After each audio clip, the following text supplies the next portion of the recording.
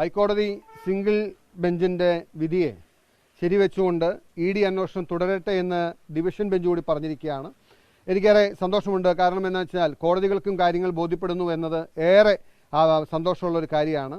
ഇതിൽ മാസപ്പടി കേസ് എന്ന് പറഞ്ഞാൽ വളരെ ചുരുക്കി നമ്മൾ പരിശോധിച്ചാൽ ഈ കാര്യം മനസ്സിലാക്കണമെന്നുണ്ടെങ്കിൽ ഒരു വക്കീലോ നിയമജ്ഞനോ ജഡ്ജിയോ അല്ലെങ്കിൽ നിയമം ആഴത്തിൽ അറിയുന്ന ആളുകളോ ആവണമെന്നില്ല. വളരെ ലളിതമായി പറഞ്ഞാൽ ഒരു സേവനവും നൽകാതെ ഒരു കമ്പനിയിൽ നിന്നും വാങ്ങിയ കോടാനുകോടി രൂപയുടെ അഴിമതി പണം, ആ അഴിമതി പണം ബാങ്കിലൂടെ വാങ്ങി അതിന് ടാക്സ് അടച്ചു എന്ന് പറഞ്ഞ് ആ ടാക്സ് അടച്ചതുകൊണ്ട് ക്രമവിരുദ്ധമായ ഒന്നുമില്ല, ഇത് വൈറ്റ് മണിയാണ്, ഇതെനിക്ക് ഒറിജിനലി അവകാശപ്പെട്ട മണിയാണ് എന്ന നിലയിൽ കള്ളപ്പണം വെളുപ്പിക്കാൻ നടത്തിയ പരിശ്രമമാണ് ഇതെന്ന് ആർക്കും പ്രഥമ ദൃഷ്ടിയ നോക്കിയാൽ മനസ്സിലാവും. ഒരു സേവനവും നൽകാതെ കോടിക്കണക്കിന് രൂപ വാങ്ങുന്നു, അത് ബാങ്കിലൂടെ വാങ്ങുന്നു, അതിന് ടാക്സ് അടയ്ക്കുന്നു.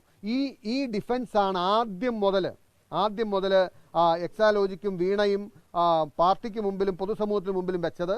ഞാൻ ഓർമ്മപ്പെടുത്താൻ ആഗ്രഹിക്കുന്ന ആദ്യമായി മാസപ്പടി കേസ് കേരള സമൂഹത്തിന് മുമ്പിൽ അതിശക്തമായി ഉന്നയിച്ചപ്പോൾ അന്ന് വൈകുന്നേരം CPM സംസ്ഥാന സെക്രട്ടേറിയറ്റ് ചേർന്നിട്ട് പിറ്റേ ദിവസം രാവിലെ ഔദ്യോഗികമായിട്ടുള്ള അവരുടെ കുറിപ്പ് നിങ്ങൾ പത്രക്കാർക്ക് നൽകിയിരുന്നു. എന്താണ് അതിൽ പറഞ്ഞത്? രണ്ട് കമ്പനികൾ തമ്മിലുള്ള സുതാര്യമായ ഇടപാടാണ്. ആ സുതാര്യമായ ഇടപാടിൽ ലഭിച്ച പണത്തിന് ടാക്സും അടച്ചിട്ടുണ്ട്. അതുകൊണ്ട് ഇതിൽ അഴിമതിയില്ല, ക്രമവിരുദ്ധമായി ഒന്നുമില്ല എന്ന് പറഞ്ഞു. അങ്ങനെയാണ് പൊതുസമൂഹത്തെയും പാർട്ടിയെയും പാർട്ടിയിലെ സഖാക്കന്മാരെയും ബോധ്യപ്പെടുത്താൻ ഇവർ പരിശ്രമിച്ചത്. പക്ഷെ അതെല്ലാം അമ്പെ പരാജയപ്പെട്ട് സത്യങ്ങൾ ഒന്നിനു പിറകെ ഒന്നായി പുറത്തു വന്നിരിക്കുകയാണ്. ഇ.ഡി. അന്വേഷണം പ്രഥമ ദൃഷ്ടിയ പരിശോധിക്കുമ്പോൾ പ്രാഥമിക പരിശോധനയിൽ കള്ളപ്പണം വെളുപ്പിക്കലെന്ന പ്രക്രിയ നടന്നിട്ടുണ്ട് എന്ന് ബോധ്യപ്പെട്ടതുകൊണ്ടാണ് സിംഗിൾ ബെഞ്ച് അതിന് അനുമതി നൽകിയത്. വീണ്ടും ആഴത്തിൽ പരിശോധിച്ച് ഡിവിഷൻ ബെഞ്ച് കള്ളപ്പണം വെളുപ്പിക്കലെന്ന പ്രക്രിയ നടന്നിരിക്കുന്നുവെന്ന് പ്രഥമദൃഷ്ട്യാ ബോധ്യപ്പെട്ട സാഹചര്യത്തിൽ ഇ.ഡി. അന്വേഷണം മുന്നോട്ട് പോകട്ടെ എന്ന് പറഞ്ഞിരിക്കുന്നു. ഇ.ഡി. ആത്മാർത്ഥമായി സത്യസന്ധമായി സുതാര്യമായി അന്വേഷിച്ച് യഥാർത്ഥത്തിൽ നിലനിൽക്കുന്ന ഒരു കുറ്റപത്രം നൽകുമോ എന്നതാണ് ഇനി നോക്കിക്കാണേണ്ടത്. ഈ ഘട്ടത്തിൽ ഞാൻ ഒരു കാര്യം കൂടി പറയാൻ ആഗ്രഹിക്കുന്നു. ഞാൻ ആദ്യം മുതൽ പറഞ്ഞൊരു കാര്യമുണ്ട്. ഈ വിഷയത്തിൽ അടുത്ത സ്റ്റെപ്പ് എന്ന് പറയുന്നത് ഇതിൽ നടന്ന അഴിമതിയെക്കുറിച്ച് അന്വേഷിക്കേണ്ടതാണ്. ഇപ്പോൾ കള്ളപ്പണം വെളുപ്പിക്കുന്ന അവർ റിസീവ് ചെയ്ത പണം കള്ളപ്പണമായിരുന്നു എന്നത് തന്നെ ഇ.ഡിക്ക് ബോധ്യപ്പെട്ടത് കൊണ്ടാണ് ഇ.ഡി. അന്വേഷണം നടക്കുന്നത്. ആ കള്ളപ്പണം അഴിമതിപ്പണമാണ് എന്നും ഇനി അതുമായി ബന്ധപ്പെട്ട അഴിമതി അന്വേഷിക്കുമ്പോഴാണ് യഥാർത്ഥത്തിൽ നമ്മൾ നേരത്തെ പറഞ്ഞ ഈ കേരളത്തിൽ 10 വർഷം അധികാരത്തിലിരുന്ന പിണറായി വിജയനിലേക്ക് മാസപ്പടി അന്വേഷണം എത്താൻ പോകുന്നത്. അതെത്തുന്നത് വരെ നമുക്ക് വെയിറ്റ് ചെയ്യേണ്ടി വരും. ഇപ്പോൾ അന്വേഷണം നടക്കുന്നത് CMRLനെതിരെ, വീണയ്ക്കെതിരെ, എക്സാലോജിക്കിനെതിരെ, മറ്റ് സാഹചര്യങ്ങൾക്കെതിരെയൊക്കെയാണ്. പക്ഷേ പിണറായി വിജയനിലേക്ക് ഈ അന്വേഷണം എത്തുന്നത് എപ്പോൾ അഴിമതിക്കെതിരെ അന്വേഷിക്കാൻ തീരുമാനിക്കുന്നോ അപ്പോൾ പിണറായി വിജയൻ പ്രതിപ്പട്ടികയിൽ വരുമെന്ന കാര്യത്തിൽ സംശയം വേണ്ട. ഇന്നിപ്പോൾ CPMന്റെ പരിശ്രമം, ഇനിയിപ്പോൾ അവർക്കറിയാം പൊതുസമൂഹം ഈ അഴിമതി എന്താണെന്ന് മനസ്സിലാക്കി കഴിഞ്ഞു. അവരുടെ വിധിയെഴുത്താണ് കഴിഞ്ഞ തെരഞ്ഞെടുപ്പിൽ നടന്നത്. ഒരുപക്ഷെ CPMന്റെ ചരിത്രത്തിലെ ഏറ്റവും വലിയ പതനം, ഏറ്റവും വലിയ തിരിച്ചടി അവർ നേരിട്ടത് കഴിഞ്ഞ 10 വർഷക്കാലം പിണറായി വിജയന്റെ നേതൃത്വത്തിൽ ഈ സംസ്ഥാനത്ത് നടത്തിയ കൊടിയ അഴിമതിയുടെയും സ്വജനപക്ഷപാതത്തിന്റെയും പേരിലാണ്. ആ അഴിമതി ഇന്ന് പുറത്തേക്ക് വരുമ്പോൾ ഏറ്റവും ഒടുവിലായി CPMഉം പിണറായി വിജയനും ശ്രമിക്കുന്നത് ഇനി അവസാനം തന്റെ പാർട്ടിയിലുള്ള സഖാക്കളെയെങ്കിലും ഇനി കൂടെ നിർത്താൻ വേണ്ടിയിട്ടുള്ള പാഴ് ശ്രമമാണ് ഇ.ഡിക്കെതിരായി നടത്തിയ രാഷ്ട്രീയ ഉപരോധം കൊണ്ട് അല്ലെങ്കിൽ രാഷ്ട്രീയ പ്രതിരോധം കൊണ്ട് അദ്ദേഹം ശ്രമിച്ചത്. പിണറായി വിജയൻ എത്രയോ വട്ടം നിയമസഭയിൽ ഞാൻ എൻ്റെ കണ്ണുകൊണ്ട് ഞങ്ങളുടെ മുമ്പിൽ നിന്ന് പറഞ്ഞിരിക്കുന്നു, എൻ്റെ കൈകൾ ശുദ്ധമാണ് എന്നൊക്കെ പറഞ്ഞ് 2 കൈയും പലവട്ടം കേരളത്തിന് മുമ്പിൽ മലത്തി കാണിച്ച ആളാണ് പിണറായി വിജയൻ. എൻ്റെ മടിയിൽ കനമില്ല എന്ന് ആവർത്തിച്ച് പറഞ്ഞ വ്യക്തിയാണ് പിണറായി വിജയൻ. എന്നിട്ട് അദ്ദേഹം ഒരു കാര്യം കൂടി പറഞ്ഞു, കേന്ദ്ര ഏജൻസികളെ ഞാൻ ക്ഷണിച്ചിരിക്കുകയാണ്, കേന്ദ്ര ഏജൻസികളെല്ലാം അന്വേഷിക്കട്ടെ എന്ന് പറഞ്ഞു. അങ്ങനെ പറഞ്ഞ പിണറായി വിജയൻ എന്തിനാണ് അന്വേഷണത്തിനായി ഇ.ഡി. വന്നപ്പോൾ പാവപ്പെട്ട സഖാക്കന്മാരെ ഇറക്കി പ്രതിരോധം തീർക്കാൻ ശ്രമിച്ചത്? അവരെ കൊണ്ട് ഇ.ഡിയെ ആക്രമിപ്പിച്ച് ഇ.ഡിയുടെ വാഹനം തല്ലിപ്പൊളിച്ച് അവരൊന്ന് ജയിലിലാണ്. ഇ.ഡിക്കെതിരെ അല്ലെങ്കിൽ അന്വേഷണ ഉദ്യോഗസ്ഥർക്കെതിരെ ഇതുപോലുള്ള കാര്യങ്ങൾ ചെയ്താൽ ജാമ്യമില്ലാ വകുപ്പെടുത്ത് അകത്തു പോകുമെന്ന് അറിയാത്തവരാണോ CPMന്റെ നേതാക്കന്മാർ? അവർ അത് കണക്കുകൂട്ടി ചെയ്തതാണ്. ഇപ്പോൾ CPM പരിശ്രമിക്കുന്നത് നിങ്ങൾ കണ്ടില്ലേ, നമ്മുടെ സഖാക്കളെ ഇ.ഡി. ജയിലിൽ അടച്ചിരിക്കുകയാണ്. എത്ര നാളായി? അവർക്ക് ജാമ്യം കിട്ടാൻ വൈകും, ഇതവർക്കറിയാം. അപ്പോൾ ഇ.ഡിക്കെതിരെ യുദ്ധപ്രഖ്യാപനം നടത്തി ഇ.ഡിയെ ശത്രുപക്ഷത്ത് നിർത്തി സഖാക്കന്മാരെ എങ്കിലും കൂടെ നിർത്താൻ പറ്റുമോ? പാർട്ടിയിലെ അവസാനത്തെ കച്ചിത്തുരുമ്പ് എന്ന നിലയിൽ അദ്ദേഹത്തിന്റെ ഇന്നത്തെ അവസ്ഥയിൽ അവസാനത്തെ കച്ചിത്തുരുമ്പ് എന്ന നിലയിൽ ED ശത്രുപക്ഷത്ത് നിർത്തി അതിനുവേണ്ടി സഖാക്കന്മാരെ ജയിലിലടച്ചിട്ടാണെങ്കിലും ബലി കൊടുത്തിട്ടാണെങ്കിലും എങ്ങനെയെങ്കിലും തൻ്റെ രാഷ്ട്രീയ സ്വാധീനം നിലനിർത്താൻ ശ്രമിക്കുന്ന പാഴ്വേലയാണ്, പരിശ്രമമാണ് നമ്മൾ കാണുന്നത്. ഞാൻ കാത്തിരിക്കുന്നത് EDയുടെ സത്യസന്ധമായ അന്വേഷണം ഉണ്ടാകുമോ, സത്യസന്ധമായ കുറ്റപത്രം സമർപ്പിക്കപ്പെടുമോ എന്നതാണ് കാണേണ്ടത്.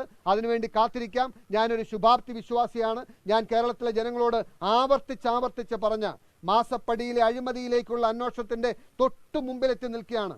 ഞാൻ കോടതിയിൽ ഈ കാര്യങ്ങൾ ബോധ്യപ്പെടുത്തിയപ്പോൾ ആ അഴിമതി നടന്നുവെന്ന് സംശയിക്കപ്പെടുന്ന സാഹചര്യമുണ്ട് എങ്കിലും ഈ ഘട്ടത്തിൽ അന്വേഷണം അനിവാര്യമാണോ എന്ന് സംശയമുണ്ട് എന്നൊക്കെ കോടതി പറഞ്ഞു. എന്നാൽ ഇന്ന് ഈ അഴിമതി നടന്നു എന്ന സാഹചര്യം തെളിയിക്കാൻ കഴിയുന്ന നിലയിലേക്കുള്ള ഒരു സർക്കാർ കേരളത്തിൽ അധികാരത്തിൽ വന്നിട്ടുണ്ട്. അന്ന് എല്ലാം മൂടി വെക്കുന്ന, എല്ലാം മറച്ചു വെക്കുന്ന, എല്ലാം ഇല്ല എന്ന് പറയുന്ന ഒരു സർക്കാർ അധികാരത്തിലിരുന്നപ്പോഴാണ് ഇതിൽ അഴിമതി നടന്നിട്ടുണ്ട് എന്നും അഴിമതി നിരോധന നിയമപ്രകാരമുള്ള അന്വേഷണം നടക്കണമെന്നും ഞാൻ ആവശ്യപ്പെട്ടത്. ഞാൻ പ്രതീക്ഷിക്കുന്നത് ED അന്വേഷണത്തിന് പിന്നാലെ ഒന്നുകിൽ CBI അന്വേഷണം ഉണ്ടാകും, അതല്ലെങ്കിൽ UDF സർക്കാർ ഇനീഷ്യേറ്റ് ചെയ്യുന്ന വിജിലൻസ് അന്വേഷണം വീണ്ടും വരും. കാരണം ഇതിൽ ആത്യന്തികമായി അന്വേഷിക്കപ്പെടേണ്ടത് ഇതിലെ അഴിമതിയാണ്. ആ അഴിമതി അന്വേഷിക്കാൻ കഴിയുന്നത് 2 ഏജൻസികൾക്കാണ്. ഒന്നുകിൽ സംസ്ഥാന വിജിലൻസ് അല്ലെങ്കിൽ കേന്ദ്ര CBI. ഇവരിൽ ആരെങ്കിലും സ്റ്റെപ്പിൻ ചെയ്യുന്നത് വരെ നമുക്ക് വെയിറ്റ് ചെയ്യേണ്ടി വരും. അവർ സ്റ്റെപ്പിൻ ചെയ്യുമ്പോൾ സാക്ഷാൽ പിണറായി വിജയൻ പ്രതിപ്പട്ടികയിൽ വരികയും നിങ്ങൾ കുറ്റാരോപിതനാകുന്ന, നിങ്ങൾ പ്രതിപ്പട്ടികയിൽ വരുന്ന നാളുകൾ അതിവിദൂരമല്ല എന്ന് ഞാൻ പറഞ്ഞത് ഒരിക്കൽ കൂടി ഓർമ്മിപ്പിച്ചുകൊണ്ട് നിർത്തുന്നത്.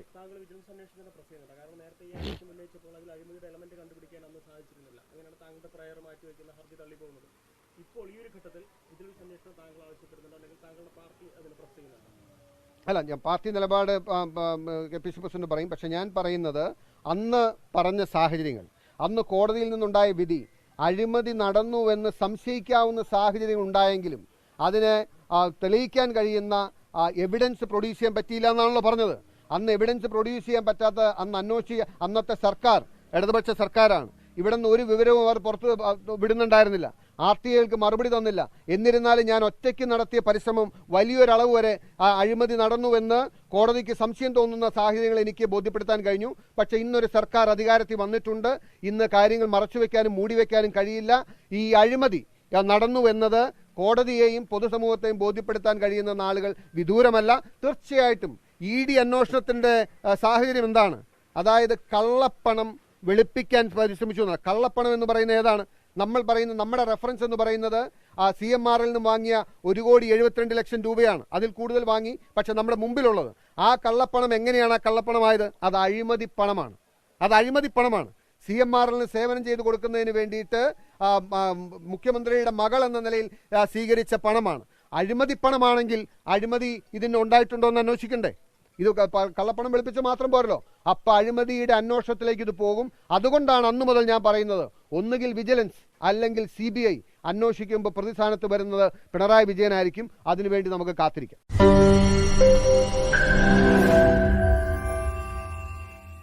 ലോകത്തെവിടെയായാലും ഏത് സമയത്തും 24 വാർത്തകളും ഓഗ്മെന്റഡ് റിയാലിറ്റി പാക്കേജുകളും എക്സ്പ്ലെയിനറുകളും വിശദമായി കാണാൻ ഞങ്ങളുടെ YouTube ചാനൽ നിങ്ങൾക്ക് സബ്സ്ക്രൈബ് ചെയ്യാം.